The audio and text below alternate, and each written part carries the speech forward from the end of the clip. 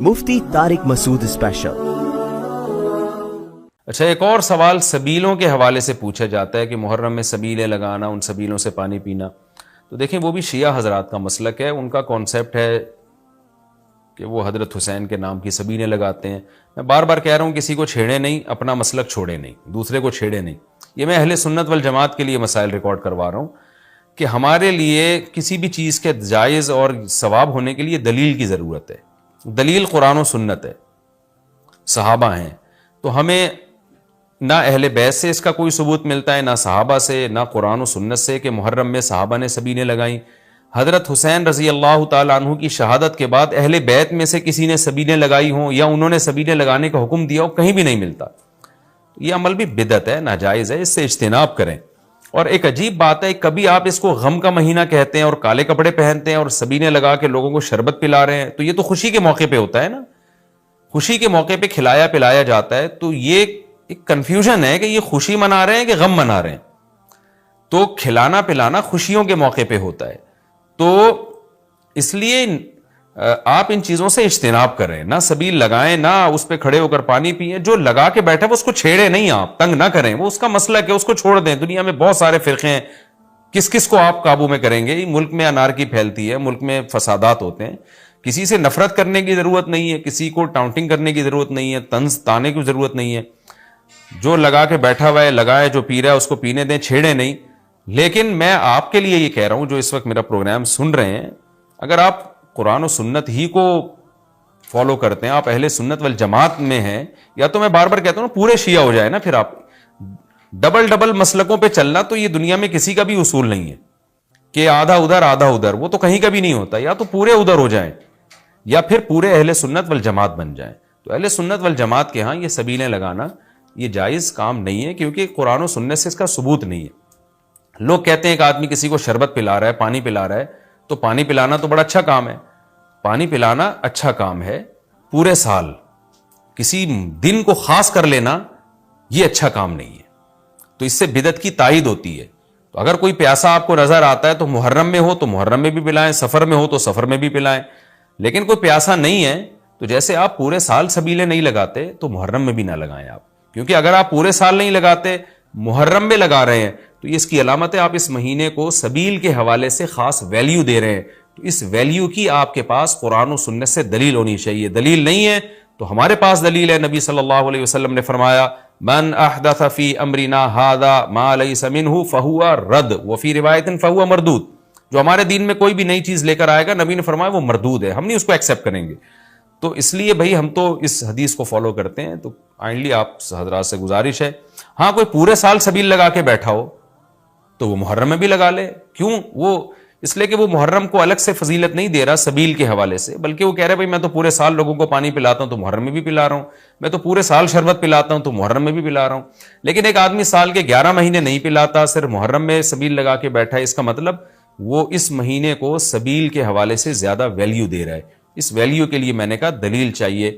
دلیل آپ کے پاس اگر نہیں ہے تو پھر وہ حدیث ہے، جو ہمارے دین میں نئی چیز ایجاد کرے گا تو وہ چیز مردود ہے۔ اس لیے اس عمل سے بھی اجتناب کریں۔ دیکھیں، جنت میں جانے کے لیے ہمیں وہ کام کرنے پڑیں گے جو اللہ رسول نے بتائے ہیں، اور اس میں اپنی طرف سے ایڈیشن کرنا یہ ناجائز ہے۔ اس عمل کو شریعت میں بدعت سیئہ کہا جاتا ہے۔ اور بھی محرم کے حوالے سے لوگ سوال پوچھتے ہیں، کالے کپڑے بھی ہو گئے، اور کیا رہ گیا بھائی؟ حلیم رہ گیا۔ حلیم، محرم میں حلیم بھی بناتے ہیں لوگ، تو بے اصل چیز ہے، بدعت ہے۔ کوئی ثواب سمجھ کے کریں گے، بدعت ہے۔ بعض لوگ کہتے ہیں ہم ثواب سمجھ کے نہیں کر رہے، ویسے ہی سب بنا رہے ہیں تو ہم بھی بنا رہے ہیں، تو بدعت کی تائید تو ہو رہی ہے نا۔ آپ پورا سال پڑا ہے حلیم کھانے کے لیے، آپ کو کیا مصیبت ہے کہ آپ محرم میں دیگ پکائیں؟ پورے سال کیوں نہیں پکا رہے تھے آپ؟ تو جب ایک رسم معاشرے میں غلط رسم پھیل جاتی ہے تو اس کا بائیکاٹ کرنا چاہیے۔ تو آپ نہ بنائیں، کسی اور مہینے میں بنا لیں آپ۔ تو پوری رات دیگیں چل رہی ہوتی ہیں، مذہب کے نام پہ تو یہ کام نہ کیا جائے نا۔ اور جو لوگ کہتے ہیں مذہب کے نام پہ نہیں کر رہے، ہم تو ویسے انٹرٹینمنٹ کر رہے ہیں، تو یار کسی اور دن کر لو بھائی، تم پورا سال پڑا ہوا ہے نا۔ ہم نے کب کہا ہے کہ آپ دیگیں نہ پکائیں؟ آپ پکائیں، پوری رات گھوٹے لگائیں اس میں، کسی اور دن کر لیں آپ۔ اس لیے اسلام کو بچائیں خرافات سے۔ اسلام کو ہمارے ذمے ہے کہ ہم اسلام وہی ہے جو نبی لے کر آئے۔ الیوم اکملت لکم دینکم واتممت علیکم نعمتی ورضیت لکم الاسلام دینا۔ اللہ کہتے ہیں آج کے دن میں نے دین مکمل کر دیا. جب یہ آیتیں نبی پہ نازل ہو گئیں تو اس میں حلیم نہیں تھا, محرم کا حلیم. تو دین مکمل ہو چکا, اس کو رہنے دیں آپ. اور پھر وہی ہے کہ جب آپ روزہ رکھیں گے تو حلیم کھائیں گے کس وقت؟ رات کو آپ کھائیں گے تو رات کو تو ویسے ہی کم کھانا چاہیے. سونے کے لیے اللہ نے رات بنائی ہے, کھانے پینے کے لیے تھوڑی بنائی ہے رات. دن میں آپ نے روزہ رکھنا ہے, تو وہ یہ روزے سے بھی میچ نہیں کر رہا یہ جو حلیم ہے نا. اس لیے اس سے اجتناب کریں, ایوائڈ کریں. جو گلی کے لوڑے لپاڑے بنا رہے ہوتے ہیں ان کو محبت سے سمجھا دیں, یار اگلے دن بنا لو, باز آ جائے ٹھیک ہے, نہیں تو پھر نکل لیں آپ پتلی گلی سے, الجھے نہیں لوگوں سے. تو یہ محرم کے حوالے سے کچھ باتیں تھیں. بھائی نبیل بھائی کوئی بات رہ تو نہیں گئی ہے آپ کے ذہن میں ہو تو بتا دیں, تاکہ یہ تو لوگوں نے جو سوال پوچھے تھے اس کے جواب تو میں نے دے دیا. آپ کے ذہن میں بھی کوئی سوال ہو تاکہ یہ ٹاپک کمپلیٹ ہو جائے. محرم میں جھاڑو لگانا جائز ہے؟ جھاڑو سے کیا ہوتا ہے؟ یہ کہہ رہے ہیں وہ لوگ کہتے ہیں محرم میں جھاڑو نہیں لگانی چاہیے. اچھا, محرم میں مرثیہ سننا اور غم منانا اور رونا, سینہ پیٹنا, نبی صلی اللہ علیہ وسلم نے تو گریبان چاک کرنے والوں پہ لعنت کی ہے. بخاری مسلم کی روایتیں موجود ہیں. لیس منا من شق الجیوب, جو گریبان پھاڑتا ہے وہ ہم میں سے نہیں ہے. تو یہ سینہ پیٹنا, نوحہ کرنا, نیاحہ پر تو بخاری مسلم کی صحیح احادیث موجود ہیں نوحہ پر کہ یہ حرام ہے, ناجائز ہے. اس لیے ہم اس کو جائز نہیں سمجھتے. ہم یہ کہتے ہیں کہ سیدنا حسین ابن علی رضی اللہ تعالیٰ عنہ کی تعلیمات کو فالو کریں آپ. تعلیمات تو زیرو ہیں ان کی تعلیم. ان کی تو اتنی بڑی داڑھی تھی سیدنا حسین ابن علی رضی اللہ تعالیٰ عنہ کی, وہ تو سخی تھے, وہ تو غیرت مند تھے. آج ہمارے یہاں سے غیرت ختم ہو گئی ہے.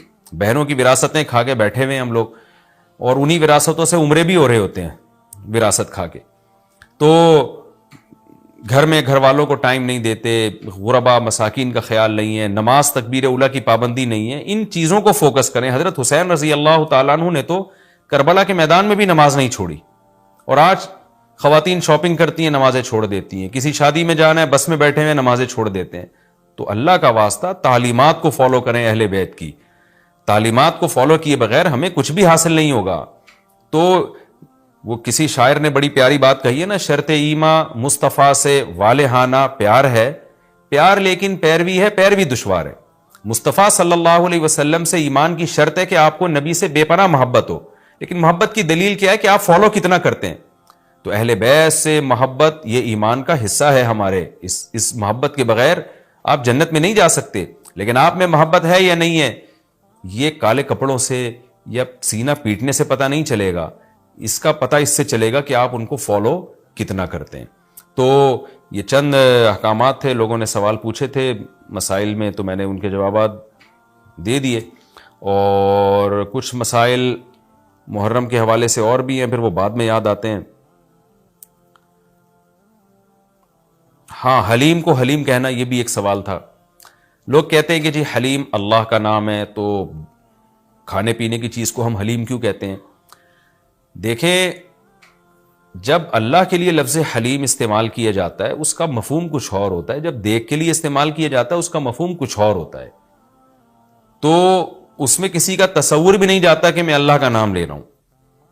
یہ بالکل ایسے ہی ہے جیسے اردو میں صلواتوں کا مفہوم کچھ اور ہے. ہم کہتے ہیں اتنی صلواتیں سنا کے چلا گیا, حالانکہ صلوات تو درود کو کہتے ہیں, اور نماز کو بھی کہتے ہیں صلات.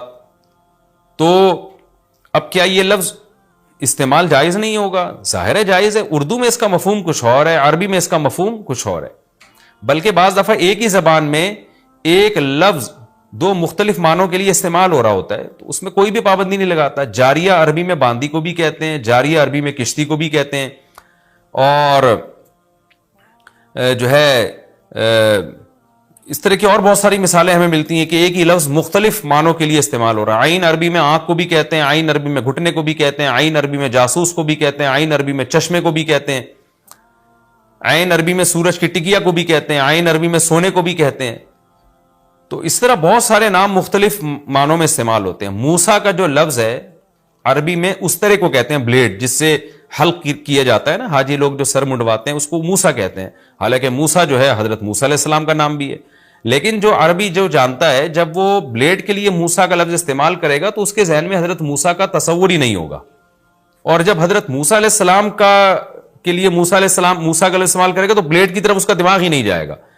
تو اس لیے یہ بالکل مضبوط بات نہیں ہے کہ حلیم چونکہ اللہ کا نام ہے لہذا وہ دیکھ کے لیے استعمال نہ کیا جائے. جب اللہ کا نام ہے تو اس میں دماغ ادھر نہیں آتا دیکھ کی طرف. جب دیکھ کے لیے استعمال کیا جاتا ہے تو اللہ کی طرف ذہن نہیں جاتا. یہ بالکل ایک الگ الگ